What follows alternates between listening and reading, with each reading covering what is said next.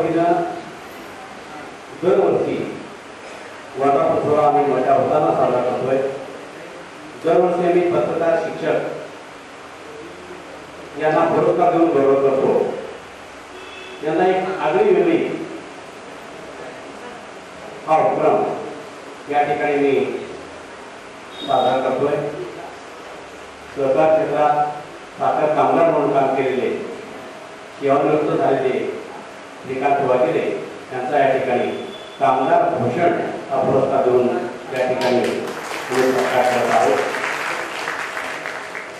वास्तविक पाहता लोकशाहीर अण्णाभाऊ साठे यांचे एक वाक्य मला आठवत आहे, पृथ्वी शेष नागावर नव्हे तर कष्टकरी कामगारांच्या तळहातावर तरलेली आहे, असं नेहमी ते लोकशाहीर अण्णाभाऊ साठे म्हणायचे। तसं कामगारांचं जे जीवन आहे कष्टकरी जीवन असते आणि त्याच्या जीवनातूनच देशाची आर्थिक घडी हे अवलंबून असते। या ठिकाणी मला नमूद करावं असं वाटतंय, सिद्धेश्वर सहकारी साखर कारखान्यात इलेक्ट्रिशियन या पदावर 32 वर्षे सेवा करून श्रीकांत वाघेरे हे सेवानिवृत्त होत आहे। माणसाच्या जीवनात सुखदुःखाचा सारखं मेळ आहे हे तर प्रत्येकाच्या नशिबाचा खेळ आहे। प्रत्येकाच्या जीवनामध्ये सुखदुःख येत असतं। वाघेरे काकांच्या जीवनामध्ये सुद्धा अनेक दुःखद प्रसंग त्यांनी झेलत आपलं जीवन जगत आहे। संकटाला सामोरे जाऊन त्यांनी जीवन आपल्या कामावर सर्वस्व करून या ठिकाणी नुकतेच 31 मे रोजी 32 वर्षाच्या सेवेनंतर ते सेवानिवृत्त झाले। त्यांच्या या सेवानिवृत्ती प्रित्यर्थ आम्ही स्टार म्हणूनच्या वतीनं कामगार भूषण पुरस्कार देऊन या ठिकाणी सत्कार करतोय आणि या सत्कार सोहळ्यास संत साहित्याचे गाडे अभ्यासक परमपूज्य सुधाकर महाराज इंगळे यांच्यासोबत हा पुरस्कार सोहळा त्यांना आपण प्रदान करत आहोत। या ठिकाणी संत साहित्याचे गाडे अभ्यासक परमपूज्य सुधाकर महाराज इंगळे हे उपस्थित राहिले।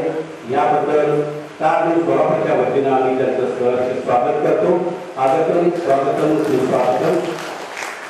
श्री सिद्धेश्वर सहकारी साखर कारखान्याचे कार्यकारी संचालक ते सुद्धा येत आहे।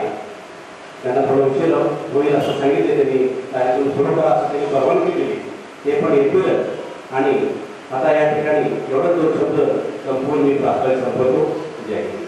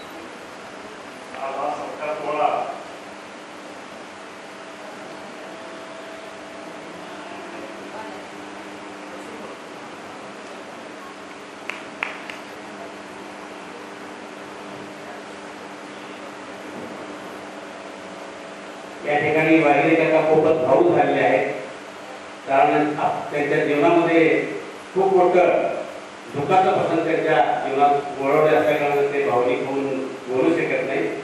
धन्यवाद काका।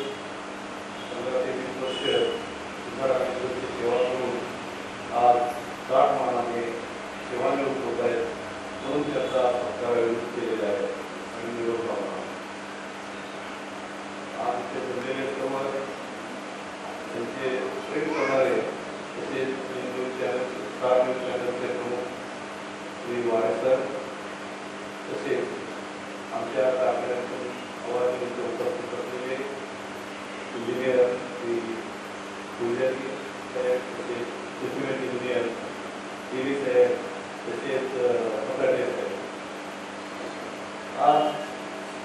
आज सोळा प्रत्येकाच्या आयुष्यामध्ये जो जमिनी याच्या संस्थेमध्ये काय करत असतात त्यांच्या त्या कृतीप्रमाणे म्हणा, त्यांना जेवढं मिळेल त्याच्या प्रामाणिकपणे काम त्या संस्थेला त्यांनी वाहून घेतलेलं असतं आणि ते काम चोखपणे वागलेलं केलेलं आहे. तिथं आल्यानंतर त्यांच्यावर अनेक संकट आली, संकटाबरोबर त्यांनी तोड दिलं. तिथं सिद्धरामेश्वर महाराज त्यांना त्या संकटातून बाहेर पडण्याचं ताकद दिली. त्याबद्दल मी प्रार्थना करतो की अजून सुद्धा त्याच्यामध्ये त्यांनी जाऊन बाहेर यावं, कारण हे निसर्गाचा नियम आहे. परमेश्वरांनी आपल्या नशिबी काय म्हणून ठेवलेले मला माहीत नाही. जर ते घेऊन ठेवलेलं जर माहीत असलं असतं तर आपण सर्व एकाच ठिकाणीचा प्रश्न नसतो. कारण सर्व सूत्र त्या परमेश्वराच्या असल्यामुळे आपण सर्व इथे एकत्रित जमलो आहोत. बंधू, आज मला इथे बोलवलं आणि माझा मागच्या वतीने केला आणि त्यांच्या कार्यक्रमावर उपस्थित राहण्याबद्दल जे आमंत्रण केलं त्याबद्दल मी ऋणी राहील आणि मला इथं बोलण्याची संधी दिल्याबद्दल मी दोन त्याबद्दल त्यांचा आभार आहे आणि त्याचं पुढील भविष्य सुखी समोर जावं असे निश्चित आम्ही तो प्रार्थना करून माझी ओरम पुंडरीका यदातो मुनीन्द्रये समागत्य तिष्ठन् तम आनन्दकन्दं परब्रह्मलिङ्गं वदे पाण्डुरङ्गम्. परब्रह्म परमात्मा पांडुरंगाच्या चरणी वंदन करून सोलापूरचं आधार अधिष्ठान व ग्रामदैवत म्हणून त्यांच्याकडे पाहतो आपण. अशा सिद्धरामेश्वराच्या चरणी वंदन करून आज या ठिकाणी स्टार न्यूजच्या 4थ्या वर्धापन सोहळ्याच्या निमित्ताने व सन्माननीय वाघिणी काका यांच्या सेवानिवृत्तीच्या निमित्ताने व स्टार न्यूजच्या माध्यमातून कामगार भूषण पुरस्कार वितरण सोहळ्याचं आयोजन केलं. या कार्यक्रमासाठी स्टार न्यूजचे सर्वेसर्वा सन्माननीय नंदकुमारजी वारे साहेब त्यांनी आपली हयात पत्रकारितेमध्ये घालवली आणि म्हणून त्यांनी या न्यूजच्या माध्यमातून समाजातल्या तळागाळातल्या वेगवेगळ्या बातम्या, वेगवेगळे विषय घराघरापर्यंत पोहोच करण्याचा प्रयत्न स्टार न्यूज या वाहिनीच्या माध्यमातून ते करतायत. त्यातून सामाजिक बांधिलकी म्हणून दरवर्षी पुरस्कार देण्याचं एक नियोजन वर्धापन सोहळ्याच्या अनुषंगाने त्यांनी आतापर्यंत केलेलं आहे. या कार्यक्रमासाठी आवर्जून उपस्थित असलेले सन्माननीय बिराजदार साहेब, मला ज्यांनी आग्रहाने इथे येण्याचं आमंत्रण दिलं असे हरिभक्ती परायण हरिभाऊ वारे महाराज, त्याच पद्धतीनं उपस्थित सर्वच या कार्यक्रमासाठी उपस्थित असलेली सर्व नातेवाईक, मित्रमंडळी, पाहुणे व स्टार न्यूजवर प्रेम करणारे सर्व ग्राहक मंडळी, सर्वप्रथम मी वारे काकांचं अभिनंदन करतो. त्यांना आता इथं कामगार भूषण पुरस्कार दिला. वगैरे काकांचं मी अभिनंदन करतो की त्यांना आता कामगार भूषण हा पुरस्कार देऊन त्यांचा गौरव केला. खरं तर जीवनामध्ये असा पुरस्कार मिळणं हा जीवनातला सुवर्ण असा क्षण असतो. पुरस्कार वेगळा आणि सत्कार वेगळा असतो. सत्कारामध्ये सन्मान केला जातो आणि पुरस्कारामध्ये गौरव केला जातो. गौरव करत असताना कोणत्या पद्धतीने आणि कशा पद्धतीने केलेला त्या पुरस्काराच्या उंचीमुळे आपल्या सेवेला, आपण आतापर्यंत केलेल्या कामाला एक उंची मिळते आणि जीवनामध्ये तो क्षण, सुवर्ण असा क्षण आपल्या जीवनामध्ये उभा राहतो. आणि म्हणून पुरस्कार देण्याचं नियोजन सामाजिक बांधिलकीतून अनेक संस्था करतात. पुरस्काराचा इतरांना आदर्श निर्माण व्हावा, इतरांना प्रेरणा मिळावी, इतरांनी सुद्धा या वाटेवरून आपलं मार्गक्रमण करावं, याच्यासाठी पुरस्काराचं आयोजन असतं. हा पुरस्कार देत असताना ज्यांनी कारखान्यामध्ये आपली सेवा केली, जवळपास 32 वर्षापेक्षा जास्त आपली सेवा रुजू केली आणि या सेवा पूर्तीच्या निमित्तानं, त्यांच्या सेवानिवृत्तीच्या निमित्तानं हा कार्यक्रम ही इथं वारे परिवाराच्या माध्यमातून आणि स्टार न्यूजच्या माध्यमातून हा कार्यक्रम आयोजित केलेला. माझ्या समोर आता बोलण्यासारखे 3 विषय आहेत. एक वाहिनीचा वर्धापन आहे, 2 या वाहिनीच्या माध्यमातून दिला जाणारा पुरस्कार आणि 3 सेवानिवृत्तीच्या निमित्तानं सेवापूर्तीचा सन्मान. यामध्ये आता सन्माननीय श्रीकांतजी वागिरे काका त्यांना बोलायला सांगितलं आणि ते थोडं भावूक झाले. भावना ही केव्हा निर्माण होते जीवनामध्ये? आपण आपल्या प्रत्येकाच्या मनामध्ये भावना आहे. या भावना आपल्या परिवाराच्या मर्यादित सीमित कक्षेमध्ये असतील तर आपण कौटुंबिक वातावरणामध्ये भावनिक होतो. परंतु हाच कार्यक्रम जर आपला यांचा सेवानिवृत्तीचा जर कारखान्यात असता तर ते एवढं भावनिक झाले नसते. कारण तिथला कक्ष वेगळा आहे, तिथला विभाग वेगळा आहे, सत्कार करणारा वर्ग वेगळा आहे. आणि म्हणून भावना या कुठं प्रकट होतात आणि भावना या कुठं निर्माण होतात याच्यावरून पुढचा सगळा विचार आपल्याला पाहता येतो. खरं तर जीवनामध्ये आपण जीवन जगत असताना चढ उतार येतच असतात. आपण निघालो की आम्ही येत असताना गांधीनगरला सिग्नल मिळाला आम्हाला, त्याच्यानंतर आसऱ्या चौकामध्ये सिग्नल लागलं. प्रत्येक व्यक्तीला वाटतं सिग्नल बंद होण्या अगोदर आपण पास झालं पाहिजे. प्रत्येक व्यक्तीच्या मनामध्ये रस्त्यावर एकच विचार असतो की आपल्या गाडीला कुठला अडथळा नकोय.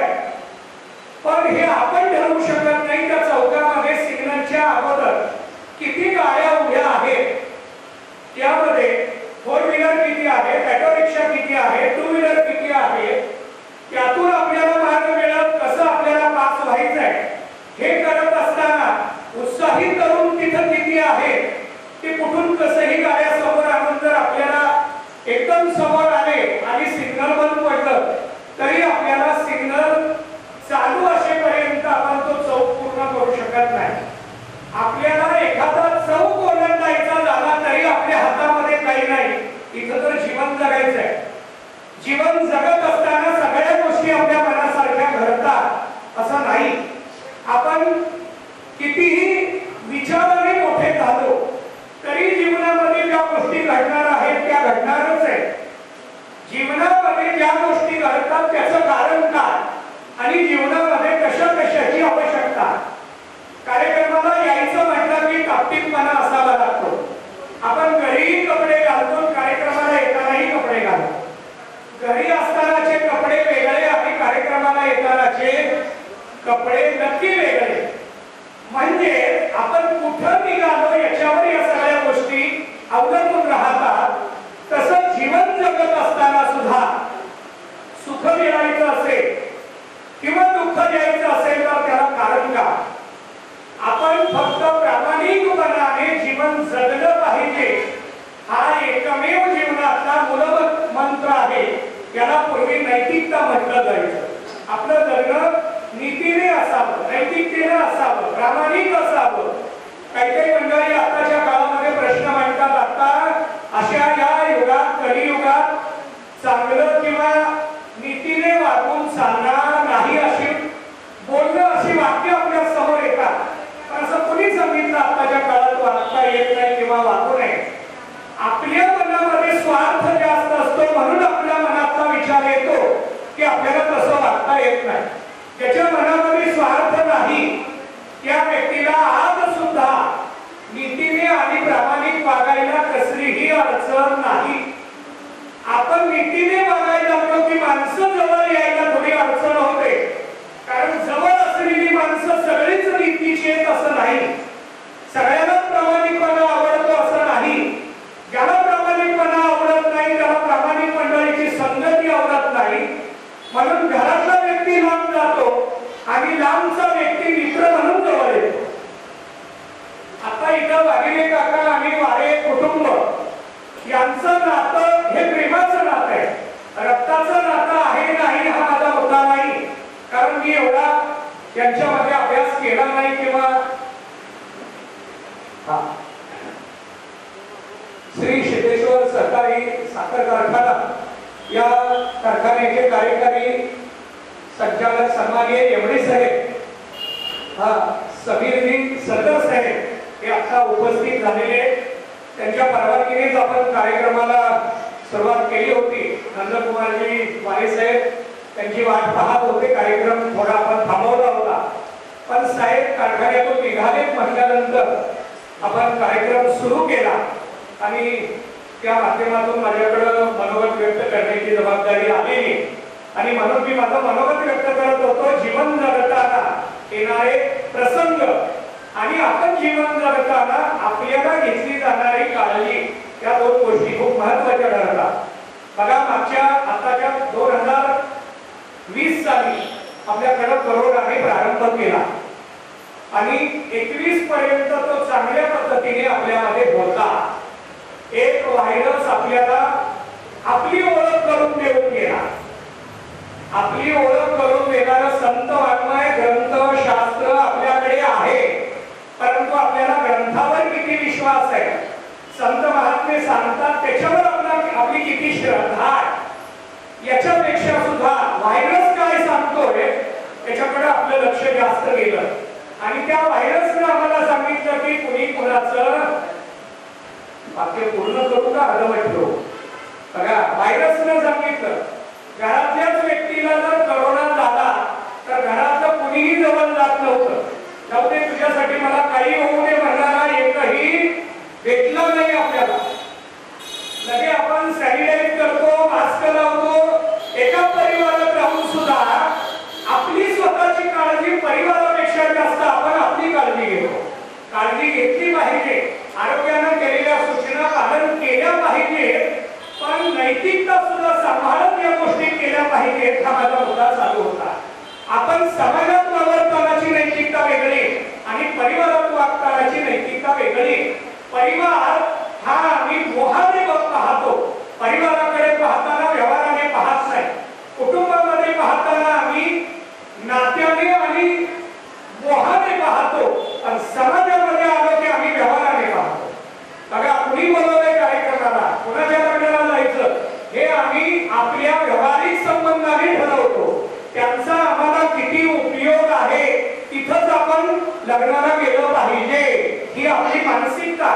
पत्रिका किती आल्या याच्यापेक्षा आम्ही किती लग्नाला गेलो, आम्ही किती लग्नाला हजेरी लावली, आम्ही किती कार्यक्रमाला गेलो हे आपण कसं ठरवतो, व्यवहारावरून ठरवतो. आपला प्रत्येक गोष्टीचा विचार हा नफे फायद्याचा आहे. ती व्यक्ती किती लाभाची आहे, ती व्यक्ती किती फायद्याची आहे, कार्यक्रम किती मोठा याच्यावर आपलं जाणं येणं आपण ठरवतो.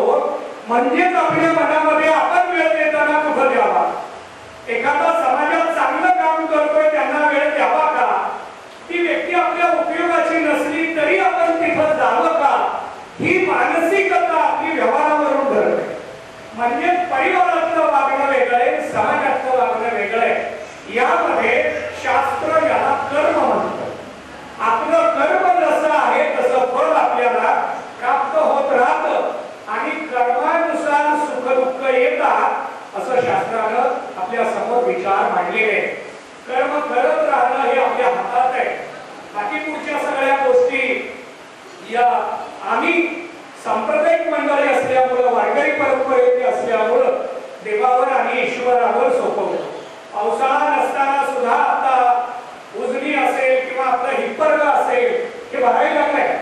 नद्यांना पूर आलेला आणखी पावसाळ्यातला एकही पाऊस पडलेला नाही. हा पाऊस कुणामुळे आला, हा पाऊस कसा आला, कुणाच्या इच्छेने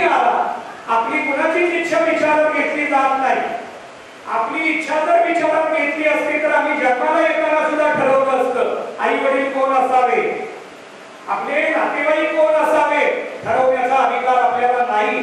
कोणत्या आई वडिलाच्या पोटी जन्म घ्यावा, कोणत्या जिल्ह्यात जन्म घ्यावा, कोणत्या राज्यात जन्म घ्यावा, कोणत्या तिथीला जन्म घ्यावा ठरवण्याचा अधिकार आम्हाला कोणालाही नाही. जन्म ज्या तारखेला मिळतो ती तारीख लिहून ठेवतो आपण, एवढंच आपल्या हातात आहे. पण जन्म कोणत्या तिथीला घ्यावा हे आपल्या हातात नाही. विज्ञानाच्या आत्या प्रगतशील वर्तनामध्ये बाळाचा जन्म हा सिझरिंगच्या पद्धतीने जर होत असेल तर पंचांग आणि मुहूर्त पाहून महिलांचं बाळांतपण केलं जातं, सिझर केलं जातं. तरी सुद्धा मुहूर्त घटकेनुसार त्या बाळाचा जन्म होत नाही. त्याची घटका सेकंद आणि मिनिटानुसार पुढे मागे होते आणि त्या बाळाचा जन्म सुद्धा बदलला जातो.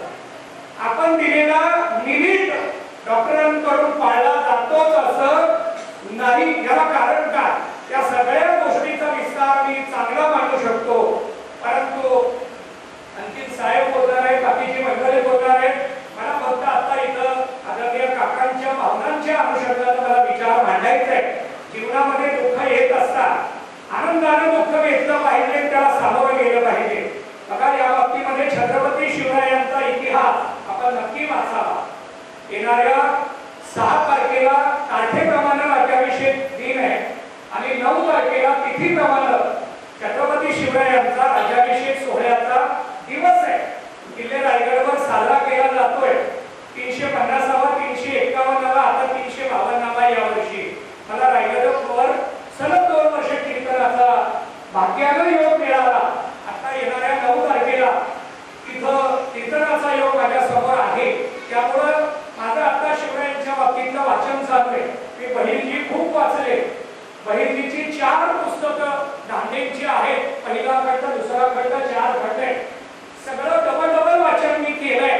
आपल्या जीवनामध्ये जर चांगल्या विचाराने जगायचं असेल तर शिवराय वाचले पाहिजे.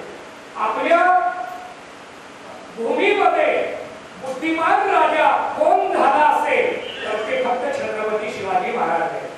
छत्रपती शिवाजी महाराज जर वाचले तर मला वाटत नाही की जीवनात त्यांना कधी दुःख होईल. कारण इतकी मोठी संकट आली, त्या संकटाचं स्वागत करायला शिवराय हसत हसत जात होते. इतकं मोठं धाडस त्यांच्या विचारामध्ये आणि कृतीमध्ये होतं हे आपल्याला इतिहासाच्या माध्यमातून सांगतोय. मी पौराणिक सांगू शकतो, सांप्रदायिक संत रामयाच्या चरित्रातून हाच विचार मी मांडू शकतो आपल्या समोर. परंतु मी आता सांगताना इतिहासाचा दाखला देत आपल्या समोर विचार मांडायला लागलोय की जीवनामध्ये दुःख येत असतात. नवे दुःख यावी, त्या दुःखाला आपलं परीक्षण केलं पाहिजे. त्या दुःखाला सामावून घेण्याची, त्या दुःखाला सामोरं जाण्याची क्षमता आपल्यामध्ये आपण निर्माण केली पाहिजे. कारण रस्त्याला जाताना पूर्वी सायकली भरपूर होत्या सोलापूरमध्ये, आता त्या खूप कमी झाल्या. 1% सायकल राहिली. सायकल वरून जातोय आणि पुढे चढ आहे म्हणून सायकल चालवणं बंद करायचं का?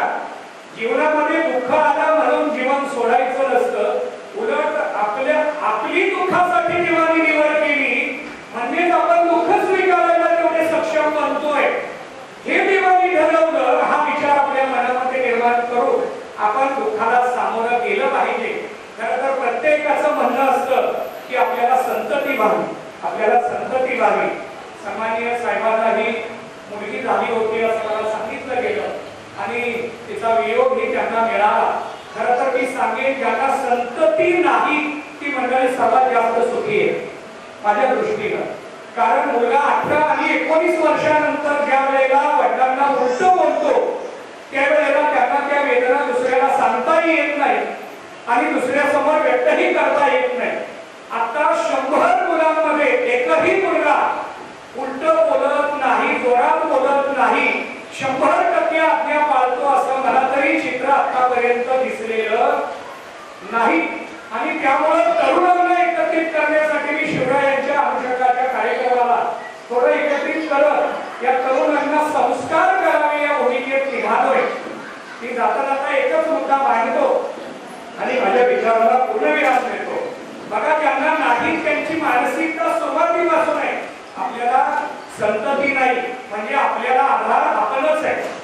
आपलं पण आपल्याला सक्षम करायचं आहे हा विचार सुरुवातीपासून येतो. परंतु ज्यांना मुलं आहेत त्यांच्या सगळ्या अपेक्षा मुलांवर असतात. पण आताची मुलं शिकल्यानंतर स्वतःला खूप मोठं समजायला लागले की एका अंगाने वाढलेली असतात. जसं शाळेमध्ये 6 विषय असतील तर 6च्या 6 विषयाला जर त्यांना चांगले टक्के पडले तर त्याला हुशार विद्यार्थी म्हणतात. एका विषयात 95% तर बाकीच्या विषयात 35%, तरी सुद्धा त्यांचा त्या विषयात पहिला नंबर आला म्हणून गुणगौरव होतो. एकाच विषयाची वाढ झालेली असते. मेडिकल विभागाची मंडळी मेडिकलमध्ये प्रगतशील झाली, कृषी विभागाची मंडळी कृषी विभागात प्रगतशील झाली. आम्हाला आमच्या डोळ्याचं ज्ञान परिपूर्ण आहे का, कानाचं ज्ञान परिपूर्ण आहे का, वाचेचं ज्ञान परिपूर्ण आहे का. प्रत्येक आपल्याला शास्त्रानं सांगितलेले पंच ज्ञानेंद्रिय पंच कर्मेंद्रिय ज्ञान देणारे अवयव आपल्या प्रत्येकाला 5 आहे. श्रोत्रम चक्षुः स्पर्शनम रसनम घ्राणम केवच. भगवद्गीतेच्या 15व्या अध्यायामध्ये हा विषय आपल्या समोर मांडला. एक अवयव सुद्धा आम्हाला कळाला नाही, पण त्या अवयवाचा वापर चालू आहे. डोळे कशासाठी दिले? मोठे करून बघण्यासाठी दिले. आम्हाला सगळ्यांना डोळे दिले. बघा, एक दिला असता काही बिघडलं असतं का? पण देवाने इतके उपकार केले, एक डोळा जर निकामी झाला तर दुसऱ्या डोळ्याने जीवन जगता यावं त्याच्यासाठी 2 डोळे दिले. एक कान दिला असता तरी चांगलं असतं. कान 2 आहेत, ऐकणं 1 आहे, डोळे 2 आहेत, पाहणं 1 आहे, नाकपुड्या 2 आहेत, सुगंध घेणं 1 आहे, पाय 2 आहेत, चालणं 1 आहे, माणूस 1 आहे, वागणं 2 आहे. 2 म्हणजे तोही, 2 म्हणजे भेद, 2 म्हणजे तुझं माझं, हे वागणं 2 आहे, माणूस 1 आहे. आपण जीवनात खरं तर समतेनं वागणं पाहिजे, परंतु आपलं आपल्याला ज्ञान झालं पाहिजे. आपलं आपल्याला ज्ञान आहे का? खरं तर ज्यांना मुलं नाहीत ती माझ्या दृष्टीनं मंडळी खूप भाग्यवान आहे. याचं कारण एकाचाही मुलगा त्यांचं स्वतःचं ऐकतोय असं लगे आपण म्हणतो. एक आपल्याकडं बोलण्यामध्ये असतं बघा की आताच्या मुलांना काही सांगायची सोय राहिली नाही. आताची मुलं काही ऐकण्यामध्ये आणि मुलं लगेच सांगतात. तुमच्या काळातला विचार वेगळा होता, आता बदललेला विचार आहे. बदललेला विचार असला तरी जेवण तोंडानंच करायचंय, बदललेला विचार असला तरी पाहणं डोळ्यानंच करायचंय. कृतयुग, त्रेतायुग, द्वापारयुग, कलियुग, प्रत्येक युगातल्या अवयवाच्या कार्यामध्ये बदल नाही, अवयवाच्या धर्मामध्ये बदल नाही, अवयवाच्या कर्मामध्ये बदल नाही, फक्त आमच्या विचारांमध्ये बदल झालेला. आणि म्हणून मला एवढंच वाटतं की आपल्या मुलांवर संस्कार करायला आता माणसं कमी पडायला, शिक्षण मोठं द्यायला लागले. मुलांना खूप शिकलं पाहिजे, मुलगा इतका शिकला पाहिजे याच्यासाठी काळजी आई वडील करतात. बघा, 10वी 12वीचे जर बोर्डाचे पेपर असतील तर आई वडील रजा काढून जातात. आई वडिलांनी रजा काढायची काय गरज आहे? नीतिमत्तेत आपण संस्कार करायला कमी पडलोय. त्याला जाणीव करून द्या. 12वी 10वीचे बोर्डाचे पेपर काळजीपूर्वक हाताळले पाहिजेत. आई वडिलांनी पेपरकडे लक्ष देऊ नये इतकं त्याला सक्षम करा. आम्ही आई वडील संस्कारात कमी पडतोय आणि तो दुसरीकडे कुठं तर जाईल म्हणून फुटपाथवर उभारतोय. आता शाळेच्या बाहेर फुटपाथवर एवढी गर्दी असते 10वी आणि 12वीला. एखाद्याला जर विचारलं इथं का, मुलाची परीक्षा आहे, तुम्ही काय करायचे? मुलाला सोडायला आलो, मुलाला घेऊन जायला आलो म्हणजे आम्ही त्याला पंगू करतोय, आम्ही त्याला पांगळ करतोय. अहो, त्याचं मन सक्षम करणं, संस्कार करणं ही आपली जबाबदारी आहे. कॅमेरा आहे म्हणून मी जास्त परखड बोलत नाही, मला कॅमेऱ्याची सवय आहे. आणि म्हणून माझं म्हणणं असं आहे, ज्याला मुलांना संस्कार देता येत नसतील त्यांनी मुलांना जन्माला घालवू नये असं माझं स्पष्ट म्हणणं आहे. कारण मातृत्व आणि पितृत्व जर स्वीकारायचं असेल तर आपण मुलांना सक्षम केलं पाहिजे. आणि ही सक्षमता आई वडिलांमध्येच आहे. आणि म्हणून मातृत्व हा शब्द जन्माला आला. माता कोणाला म्हणतात, आई कोणाला म्हणतात, मम्मी कोणाला म्हणतात, या प्रत्येक शब्दाची व्याख्या स्वतंत्र आहे. मातृत्वामध्ये जिव्हाळ्याबरोबर संस्कार हा त्या मुलांवर संस्कार करा. ज्यांना मुलं नाहीत त्यांनी आपल्या स्वतःचं मन खंबीर करून जीवन जगण्याचा स्वतःचा आनंद शेवटच्या क्षणापर्यंत आपण स्वतः घेतला पाहिजे. काम करत असताना सन्माननीय काकांनी आपल्या आयुष्यामध्ये कारखान्यात आपली सेवा रुजू केली आणि त्या सेवेच्या माध्यमातून आपला एक वेगळा ठसा निर्माण केला. आता ते सेवानिवृत्त होत आहे. बघा, रिटायरमेंटला कामनिवृत्ती असा शब्द कधी ऐकायला मिळत नाही. राजीनामा झाल्यानंतर सेवानिवृत्ती असा कधी शब्द येत नाही. म्हणजे सेवा निवृत्ती, सेवापूर्ती याचा अर्थ का? राजीनामा वेगळा आणि सेवा निवृत्ती वेगळी. काम जर प्रामाणिक केलं, त्याला एक विशिष्ट कालावधी गेला तर त्या कामाचं रूपांतर सेवेत होतं आणि म्हणून सेवानिवृत्तीला सन्मान केला जातो. जिथं काम केलं तिथंही सन्मान केला जातो आणि ज्या समाजात राहतो आपण तिथंही सन्मान केला जातो. आणि म्हणून स्टार न्यूजच्या माध्यमातून इथं आज आदरणीय काकांचा आपण सेवानिवृत्तीचाही सन्मान केला. कामगार भूषण हा पुरस्कार देऊनही आपण सन्मान करताय. यासाठी आपण वाहिनीच्या माध्यमातून हे काम करताय ही खरी अभिनंदनाची गोष्ट आहे. कारण पत्रकारांनी दुसऱ्याचं बऱ्यापैकी कौतुक करणं हे थोडंसं कठीण असतं. कारण पत्रकार हे नेहमी समाजामध्ये एक चांगल्या पद्धतीची विरोधकाची भूमिका बजावण्याचा ते नेहमी प्रयत्न करतात. विरोधी बात नेहमी वाजला तरच व्यवस्थित पद्धतीने सगळे विषय चांगले मंजूर होतात आणि ती भूमिका पत्रकार नेहमी बजावत असतात. त्यामुळे पत्रकारितेच्या दृष्टीनं पुरस्कार देऊन सन्मानित करणं हे थोडं आगळं वेगळं आहे. आणि म्हणून मी वारे साहेबांचं विशेष अभिनंदन करेन की आपण दरवर्षी पुरस्कार देऊन हा सन्मान करताय. त्याबद्दल मी आपलं अभिनंदन करेन. ज्या कारखान्यात काम केलं त्या कारखान्याची एवढी साहेब स्वतः उपस्थित राहतात. यावरूनच या कार्यक्रमाची उंची आपल्या लक्षात येते. आता सन्मान केला त्याबद्दल त्यांचं पुन्हा एकदा अभिनंदन करतो, त्यांना शुभेच्छा देतो. माझं लाभलेलं मनोगत थांबवतो आणि माझा सन्मान केला त्याबद्दल आभार व्यक्त करून माझ्या विचाराला पूर्णविराम देतो. धन्यवाद.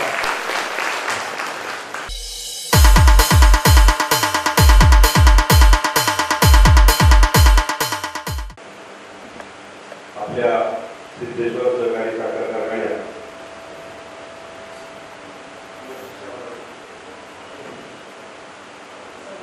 चौदा वर्ष सेवा करून आज निवृत्त होत असणारे वागिरे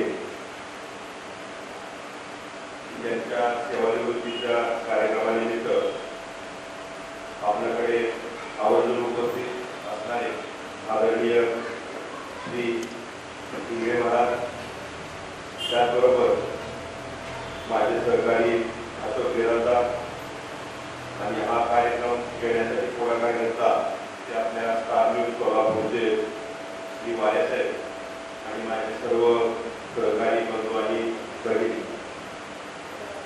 प्रत्येकाच्या आयुष्यात हा क्षण मला वाटतं आपण दुसऱ्या वेळेला करतोय. कारखान्यात पण छोटासा कार्यक्रम आपण केला आणि त्यावेळेला मला ही थोडक्यात माहिती मिळाली की वागिरे मला वाटतं सांगली जिल्ह्यात, परंतु त्यांनी इथं येऊन या 14-15 वर्षात जो आपणा सर्वांचा प्रेम, सहकार्य आणि एक वेगळं असं वातावरण आपल्या सर्वांमध्ये निर्माण करण्यात त्यांचं फार मोठं योगदान आहे. त्यासाठी त्यांचा जो स्वभाव आहे अतिशय मित्रभाषी आणि सर्वांना मिळून मिसळून काम करणे हा जो स्वभाव असतो हा आज्ञाधारकपणा असेल हा काही 1-2 दिवसात येत नसतो. आम्ही अधिकारी म्हणून कारखान्यात काम करताना प्रत्येक व्यक्तीला काम करण्याची पद्धत वेगळी आहे. एखादा जर थोडा आडमुठा असेल तर त्याला अनेक कार्य आणि वेगवेगळ्या गावाच्या टोनमध्ये काम सांगावं लागतं आणि असे जे आज्ञाधारक आणि सुसंस्कृत असतात त्यांना सांगताना वेगवेगळ्या टोनमध्ये काम सांगावं लागतं. सगळे सहकारी मित्र जे आता हे काम करतात माझा तेवढा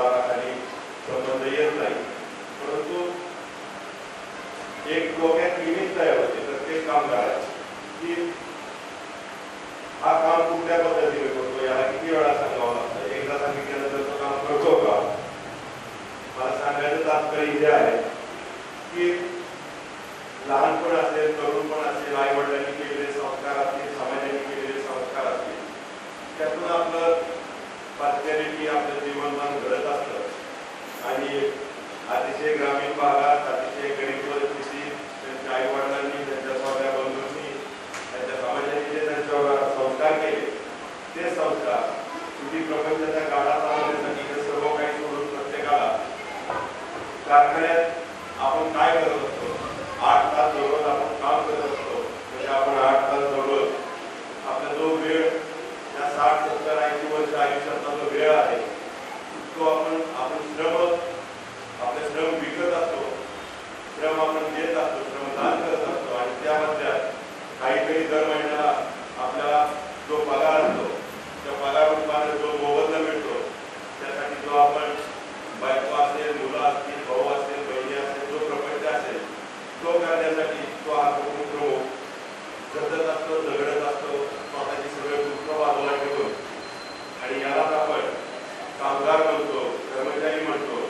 आणि या कर्मचाऱ्याला जेव्हा 60 वर्ष वय होतं, सेवानिवृत्त होतो, आणि मग सेवानिवृत्तीनंतर तो समाजाला याचा काही उपयोग नाही अशा रीतीने समाज देखील किंवा ते सहकारी देखील त्याच्याकडे पाहत असतात. त्याला हा रिटायर झालाय, हा काही कामाचा नाहीये. परंतु मी मागच्या वेळेस तुम्हाला सांगितलं की आता खऱ्या अर्थानं आपण आपल्या सर्व जबाबदारीतून मुक्त झालेला आहात.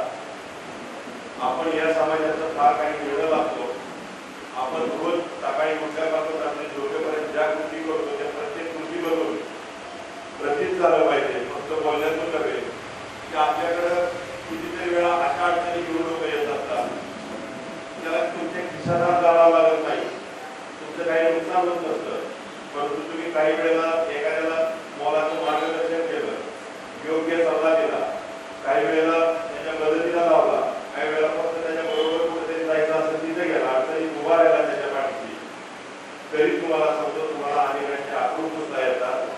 प्रत्येकाने आपला आयुष्य जगत असताना आपण किती लोकांना, किती जणांचे दुःख दूर करू शकतो, किती जणांचे आक्रोश उचलू शकतो, किती जणांच्या मदतीला जाऊ शकतो, किती जणांना उपयोगी पडू शकतो, हे कायम पाहत राहिलं पाहिजे. आणि रिटायर झाल्यानंतर देखील माझा एक लातूरला, मी यावर लातूरला होतो काही वर्ष, तिथे एक मित्रमंडळ आहे. 10-5 जणांनी असं चालू केलेलं, सकाळी व्यायाम करण्याच्या ऐवजी सकाळी 5:30 ते 7:30 सगळेजण कामाला. परंतु जेव्हा लातूरला रेल्वेनं पाणी आणलं, किंवा त्या मंडळात मीही एक संस्थापक सदस्य आहे, त्याला लातूर वृक्ष म्हणतात. भरपूर जणांनी फेसबुकवर किंवा व्हॉट्सअपवर त्यांना पाहिलं असेल. आणि मला गॅरंटी आहे येणाऱ्या काही दिवसांनी 10-5 वर्षात त्यांना मॅगॅझिन सारखे पुरस्कार त्यांना नेमके ऑफर होतील. तिथलं त्यांचं खर्च छोटा आहे. काय करतात ते सगळेजण? सकाळी 5:30 सगळेजण एकत्र जमतात, पेन्शन यायचे, तुम्ही कोणाला कॉल करत नाही, काही नाही. आणि त्यात आपल्या विकास कारखान्याचे, आमच्या पेट्रोल कारखान्याचे काही कर्मचारी देखील आहेत, 2-4 डॉक्टर आहेत. हे त्या लातूर परिसरातील भरपूर लोकांचा त्यांनी फोन नंबरचं कलेक्शन केलेलं आहे. हे कुणाकडून बिया घेतात, कुणाकडून रोपं घेतात, कुणाकडून झाडाचे मोठे असे रोपं घेतात, कुणाकडून पाण्याचा टँकर घेतात. कुणाचा माझा वाढदिवस असेल तर मला आवर्जून फोन येतो, तर वाढदिवस जवळ आलाय, काय देता यावर्षी, ते आपण विचारायचं, तुम्हाला रोपं पाहिजे, पाण्याचा टँकर पाहिजे. त्याच्यावर तुम्हाला अल्टिमेटली सांगतो, आज तुम्ही सोलापुरातून फिरा आणि काही कारणानंतर लातूरला जाणं झालं तर लातूर शहरामध्ये फिरा, त्या लातूर महानगरपालिकेनं लावलेलं एकही झाड नाही, संपूर्ण लातूर हिरवंगार करून टाकलेले. आता हे फक्त शहरात फिरताना माहीत आहे, परंतु नदी किनारा जो त्यांचा होता, त्याच्यामुळे कळालेला होता, रेल्वेनं पाणी घ्यायची वेळ आली. तर तुम्हाला सांगतो, सगळं काही त्यांनी ते नदी किनारे वगैरे सगळीकडे त्यांना जिथे जिथे रिकाम्या जागा तिथे झाडं लावतात. फक्त यावर लोक बसत नाही, जी झाडं लावलेली असतात त्याची निगा राखतात. त्यानंतर ते डिवायडरमध्ये कचरा टाकलेला असतो. लातूर रोड म्हणजे आमच्या एका गोष्टीसाठी फेमस आहे. आपण पण मराठवाड्यातून काय म्हणतात, कुणी गुटखा म्हणतं, कुणी काय मावा म्हणतं, या सगळ्या गोष्टीसाठी, वाईट गोष्टीसाठी प्रसिद्ध आहे. तर ते खाऊन पिचकाऱ्या मारलेल्या असतील, त्याच्या पुढे असतील, प्लास्टिकच्या पिशव्या असतील, सगळी घाण आठवड्यातून एकदा या कॅगावरती काढतात. महानगरपालिकेला कामच ठेवलं नाही त्यांनी. सगळ्या डिवायडरमध्ये स्वच्छता, हे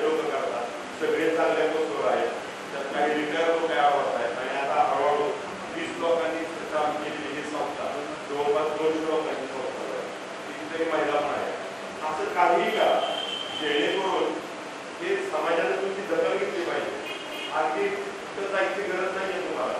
स्वतःचं अंग म्हणजे समाजाला तुम्ही काय घेऊन जाताय.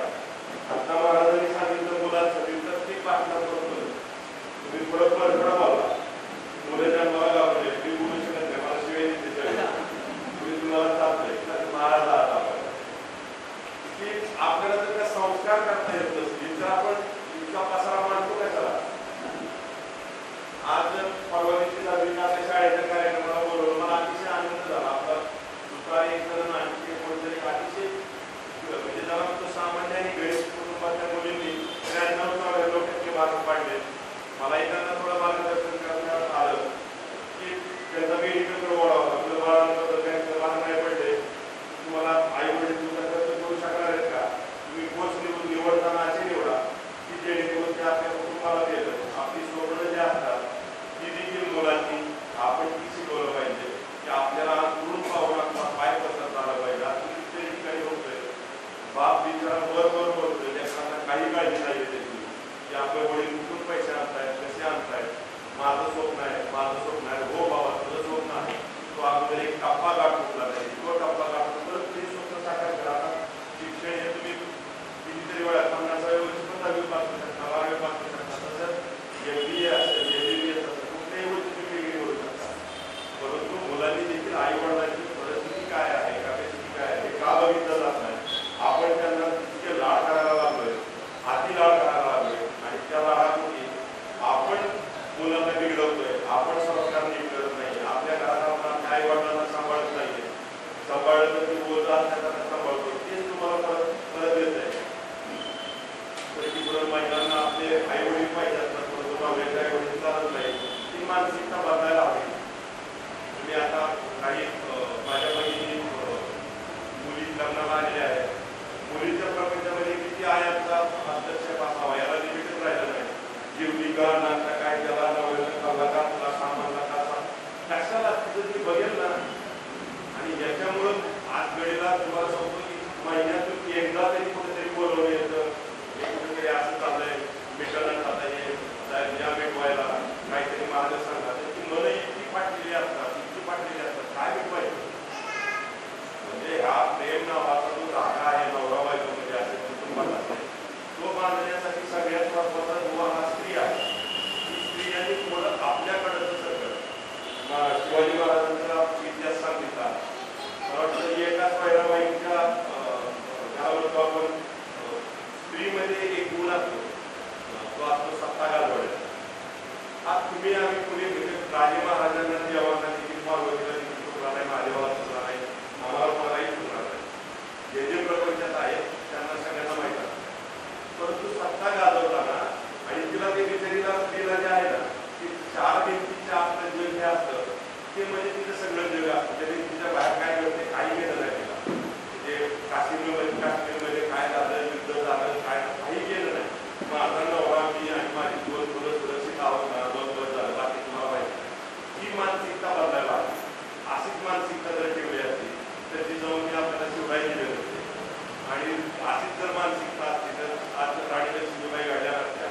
हे कुठेतरी तुम्ही तुमच्या मुलांना शिकवायला सुरुवात केली पाहिजे. अदरवाईज समाजाचं काय होणार आहे. समाज हा शब्द तुमच्या फक्त 4 दिवसापुरता राहील. आज समाजाची एज्युकेशन बदलली. समाज म्हणजे जात असा झाले तसं नव्हे. समाज म्हणजे ज्या लोकांमध्ये आपण रोज वागतो वावरतो लहानाचं मोठं होतो घडतो. आज आपण सहजासहजी एकमेकांचं सहज ऑब्झर्वेशन करा. मुलं खेळतायच्या तुमचा मुलगा काहीतरी तुम्हाला खायला मागतोय तुम्ही त्याला एक शेअरच घेता आणि तुम्ही त्याला काहीतरी एखादं चॉकलेट घेऊन देता. एक चॉकलेटची किंमत किती असते 50 पैसे 1 रुपया. ते जर तुम्ही त्याला सगळ्या 10 जणांबरोबर ठेवले चला तुम्हाला ती जी सामाजिक बांधिलकी आहे की आपण पुरुष लोक पण विसरतोय. मी माझा मुलगा माझं कुटुंब यातून आपल्या सगळ्यांना बाहेर यावं लागेल. आणि तर येणाऱ्या काळात आपला समाजाचं आपण जे आहे प्रत्येक आपल्या कृतीतून आपल्याला उतराई करावी लागेल. कारण आज आपण इथपर्यंत आलेलो असतो समाजानं आपल्याला घडवलं नसतं आपल्याला माहीत नसतं. आपण मुलांनी आमच्या वडिलांनी कसं केलं. कमीत कमी तुमच्या वडिलांबद्दल तरी नीट वागा आईबद्दल नीट वागा. तुम्ही एवढं जरी केलं तर तुमचा मुलगा मुलगी जे कॉपी करत असतात की माझ्या घरात आज आधी माझ्या आजीला माझ्या आजोबाला सर्वात जास्त महत्व आहे त्यांचं ऐकलं जातं. तिथं जर तुम्ही त्यांना डावलत असाल तुम्हाला तेच तुमच्या पदरी येणार आहे. आणि एक दिवशी महाराज असं म्हणलं तर तुमचा मुलगा तुम्हाला म्हणणार आहे तुम्ही तुमच्या आईला काय वागवत होता, तुम्ही तुमच्या बापाला काय वागवत होता, आम्ही काय वेगळं करतोय, तुम्ही तुमच्या बापाला बोलत नव्हता का. हे लहान मुलं सगळं कॉपी करत असतात. मोबाईल मुलाच्या हातात घेऊ नका. 2 मिनिटं मोबाईल उघडा ठेवला तर त्यात काय काय ओपन होतं हे मी सांगायची गरज नाही. आपण जे मुलगा जेवत नाही किंवा बाळ जेवत नाही त्याच्या हातात मोबाईल द्यायचे जे टीव्हीवाला प्रकार चालला आहे तो मग मी महाराजांचा महाराजांच्या समोर बोलतो. मग त्याचा तुम्ही ते मोबाईलच ते बाळ जन्माला घालतात तुम्ही कशाला घातलं इतकं मोबाईलवर डिपेंड कशाला आपण नका राहू. मी एवढं सांगेन. त्याचबरोबर हा कार्यक्रम रिटायर दुःखाचा विषय निघाला. प्रत्येकाच्या आयुष्यात दुःख असतात परंतु महाराज म्हटल्यासारखं देव दुःख देताना अशाच व्यक्ती निवडतो ज्या व्यक्तीमध्ये ती दुःख पेलण्याची किंवा सहन करण्याची शक्ती असते. वाघेले काकांच्या या आयुष्यात काही दुःख आलेली आहे. येत राहतील अजून देखील मला आयुष्य जगताना एक छोटं उदाहरण सांगतो. मी महाराज माझं एक थोडंफार वाचन आहे आणि तुमच्या शेजारी वाचनाचा इफेक्ट आला असेल थोडासा. महाभारताचा एक छोटासा किस्सा सांगतो. श्रीकृष्णाची सर्वात मोठी भक्त कोण होतं तर ती बुद्धी होती, ते आते होते. आणि मग एकदा श्रीकृष्ण महाभारताचं युद्ध चालू असताना बुद्धीला विचारतात की आज मी तू खुश आहे थोडासा आणि मला तुला एक वर द्यायचं आहे, काहीतरी माग मला तुला काहीतरी द्यायचं आहे. कुंती 2 मिनिटं विचार करते आणि कुंती त्याला म्हणते मला प्रचंड अडचणी आणि प्रचंड दुःख दे. ज्याला असं पोलीस मागितला वर तो श्रीकृष्ण विचारतो उभा म्हणतो राजा मला असा वर का मागितला तू दुःख आणि अडचणी का मागितल्या. ही म्हणते की दुःख आणि अडचणी जेव्हा असतात तेव्हाच मला माझ्या नातेवाईकांची किंमत कळते, मला देवाची किंमत कळते, तुझी आठवण येते, मला आजूबाजूच्या समाजातील सर्वांची आठवण येते. जेव्हा मी सुखात असते चांगल्या याच्यात नांदत असते राज्यकारणात असते तेव्हा मला या सर्वांचा विसर पडतो, मी उन्मत्त होते. त्याच्याऐवजी मला काही दुःखात आणि अडचणीत ठेव. त्यामुळं जर का इतकं मोठं महाभारतात आपल्याला हे सगळी उदाहरणं सांगून ठेवलेली असतील तर आपण तर सुखाच्या पाठीमागे का पडतो. दुःख आली तर त्याला घेऊ नका. दुःख प्रत्येकालाच हवं आहे परंतु दुःख असेल तरच त्या सुखाला किंमत आहे. सर्वांच्याच आयुष्यात काय जर सुख असतं तर त्या दुःखाला म्हणजे मजा आली असते. तर ह्या गोष्टी प्रत्येकाच्या आयुष्यात आहेत. जन्म मरण पोलीस कुणाला चुकलेलं नाहीये, कोणाचं लवकर होते, कोणाचं उशिरा होते. तर आपण आमच्यासारखे इतके जण आहेत, कॉलनीचे आहेत, ओळखीचे झालेले आहेत, आपल्या भावाच्या तिथलीच आपली मुलं म्हणून किंवा अनाथ आश्रमात महिन्यातून एकदा जात जावा तिथली मुलं म्हणून त्यांच्या डोक्यावर हात फिरवा आणि बघा तुम्हाला ती तुमची स्वतःची मुलं देखील ती माया देणार नाही, ती मुलं तुम्हाला माया देतील. एवढंच मी सांगेन. वाऱ्यांनी नोकरी करता करता जो त्यांचा स्थानिकला परिवार सांभाळला ते बघता बघता 4 वर्ष झाले. त्यांचंही मी अभिनंदन करेन आणि आम्हा सर्वांना आपल्या या पत्रकारितेचा नक्कीच अभिमान आहे. मी आपलं उर्वरित आयुष्य जे आहे वगैरे यांनाही चांगलं आरोग्य देतो आणि आज आम्हाला इथं बोलवलं आणि सर्वच जणांना एकत्र आणलं त्याबद्दल मी आपलं आभार व्यक्त करतो आणि मी सांगतो जय हिंद. तभी तो यह महफिल सजेगी, बड़े जोरों से तालियां चपड़ेगी. इंग्रजांनी साहेबांना 3 गोष्टी सांगितल्या. 4थी गोष्ट त्यांना माहीत नव्हतं की आज नंदकुमार वाळे यांचं लग्नाचा वाढदिवस आहे. तर या ठिकाणी महाराज जगदीश साहेबांना आणि सत्तामूर्तींना विनंती करतो या ठिकाणी लग्नाचा वाढदिवस सुद्धा सत्कार करून त्याचं करावासाठी विनंती करतो. गीतावाले पण वरती यायचं आहे.